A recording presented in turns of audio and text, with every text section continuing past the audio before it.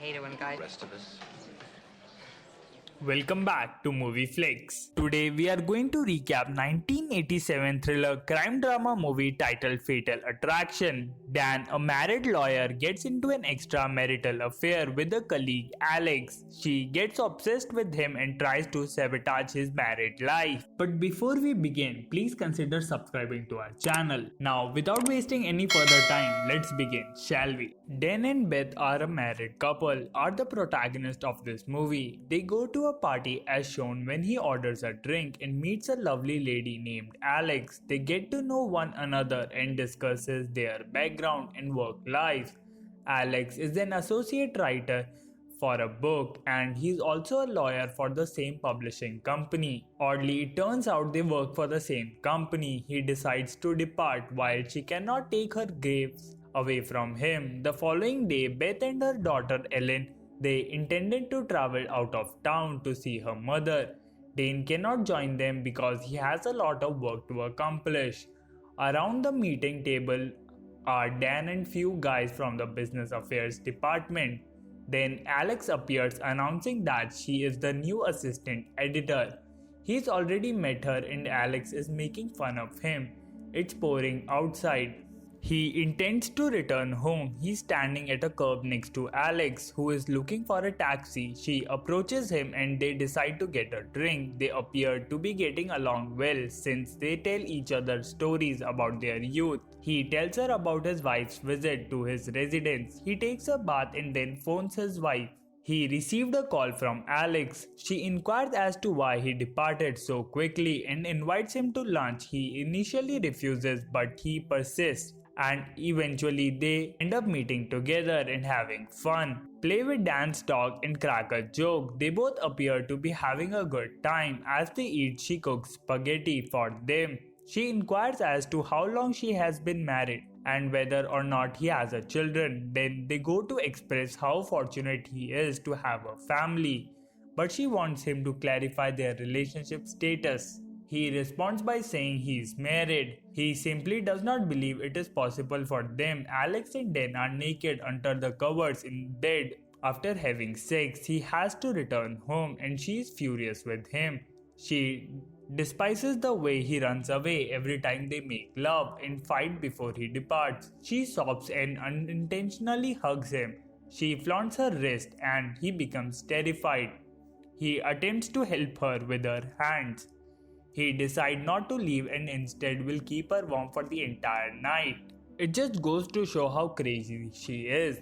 He's meant to be in court in the next morning, but he's running late. As a result, he must do his task. Then he returns home and greets his daughter and Beth. He hugs her and tells her, "I love you."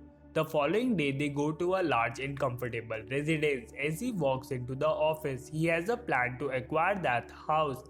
His gaze is drawn to Alex, who is sitting on the couch. He invites her to the office. She offers him a peace offering to watch Madame a Butterfly with him, but he declines and she pretends not to mind. They hug and leave while they are in the office, and in the next scene we see Alex, who is clearly disappointed by this refusal. She keeps calling him through his office number. His assistant informs him of the situation. She dials Dan's office number. He takes up the phone, tells them not to bother him anymore and hangs up.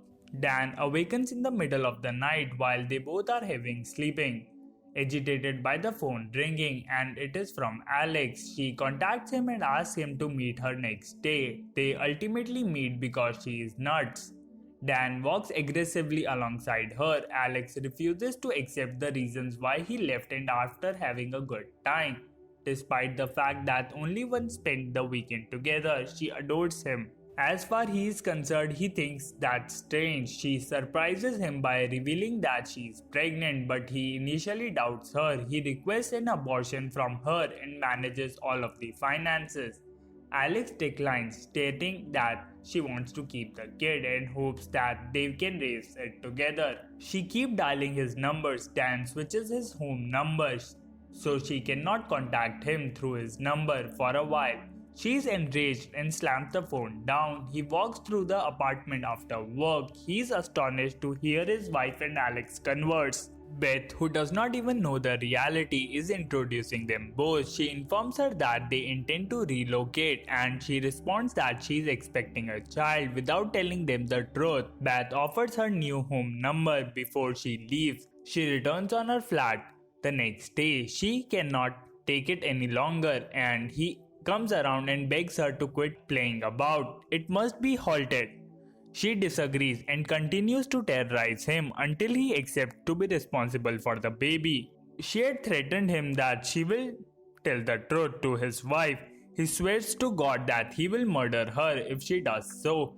He has to go on and forget everything. They move into a new house as illustrated. Beth is currently painting the wall. Dan walks up to the garage as Alex watches them. She has been tampering with his car and he knows who she is. He starts the automobile, drives away, and Alex follows him in the car. He discovers a cassette with the word "Play Me" written on it.